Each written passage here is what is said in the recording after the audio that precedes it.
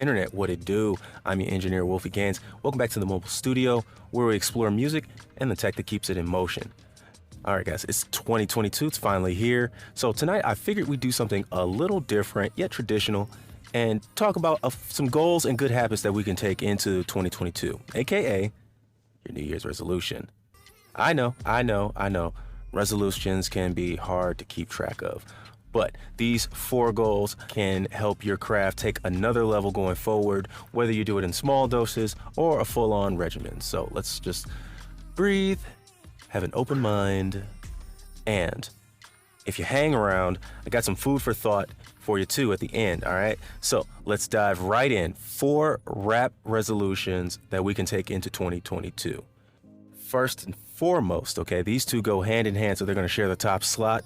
Collab and networking, okay? These expand your ability and your adaptability. It shows artists and labels that you're good for business, all right? If we're talking about having play dates with the kids, you're only gonna let your kids go out with the ones you think are good influences, all right? You're not gonna let them go out with those ragtag kids, all right? So show others that you play nice. Now, if you do that, it's gonna equal exposure, both in your craft and in your marketability.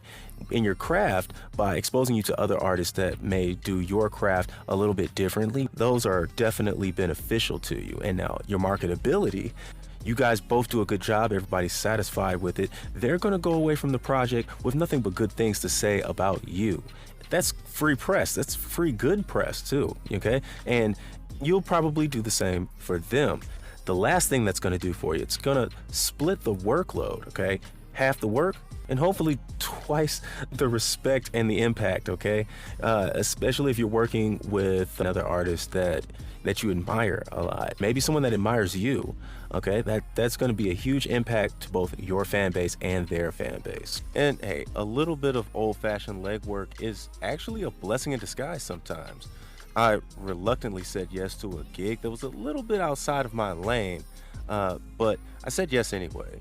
Ended up getting stuck cleaning up the event after I was leaving, but one of the attendees was actually an artist looking for a mixer, and he liked some of the work that I was doing during the event.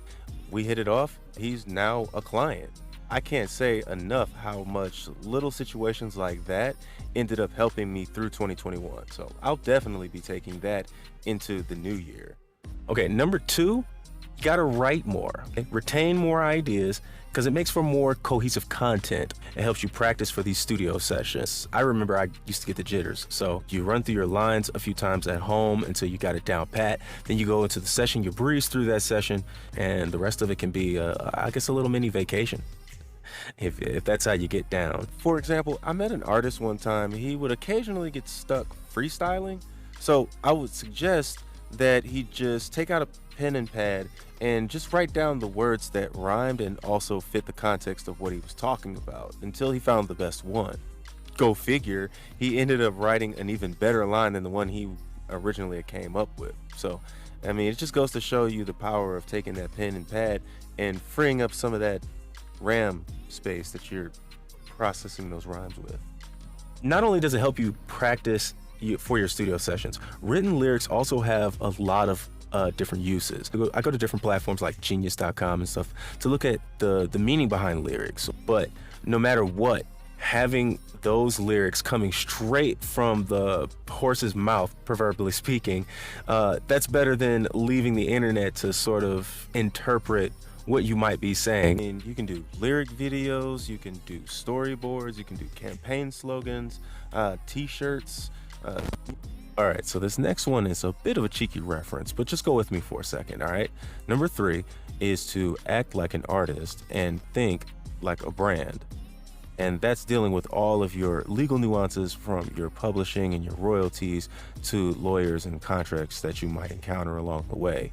Don't cut corners on this. It's really important that you put good business and safety practices before a great show or a flashy image. We've seen over the year what it's like to not put those things into consideration, so just take it from me and avoid that headache altogether. And when you do that, it allows you to turn your music into passive income when you're a good business person behind the artist as well. And let's be honest here, passion is not paying the bills, but I tell you what will pay the bills, reinvesting those profits that you see in the music back into your catalog. People see that your catalog is growing, they naturally gravitate in larger numbers. And that is going to give you a huge benefit in the new year. All right, now if we're sticking to our goals, with any luck, we should have some new 2022 fans. Now, toting a few extra of those around is definitely going to help lend itself to number 4, which is upgrading your stage presence. We got to start performing like stars in the new year. That means performing events and venues that actively boost our brand value.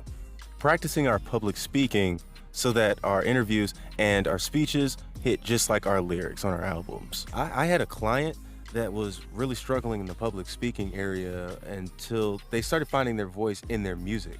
And that's when they were able to, project with confidence out in the real world, which was, pretty good timing because their music had generated them enough buzz where they got a radio interview, which could have potentially alienated some new fans if he went on there like a big mumbling ball of nerves. Because what this is going to do in turn is help us interact with our audience and build that rapport we was talking about. That goes back into the earlier points, reinvesting in the catalog, reinvesting in the brand, building that passive and primary income off of your music. The internet is filled with people getting paid doing the thing they love. Maybe it's time you should too. Well, there you have it, guys. 4 rap resolutions that you can take into the new year with and up your game. And as promised, I'll drop a little bit of food for thought. My personal favorite resolution that I like to take into every year, my personal number 5, getting to know yourself. It does a lot more good than you think it does, okay? When I was suffering from any creative block, stepping away from the project and getting to know myself, it really helped to put a fresh perspective on whatever it was that I was working on.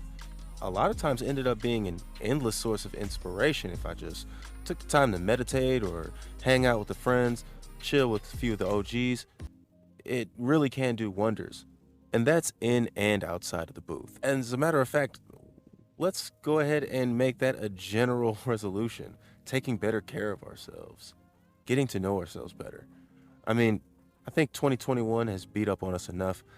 Let's go ahead and turn that around for 2022. And if you got a rap resolution that you're going to take into the new year with you, go ahead and share it down below and we could all talk about it.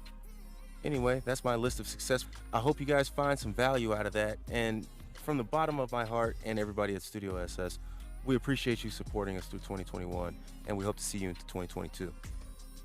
Peace, guys.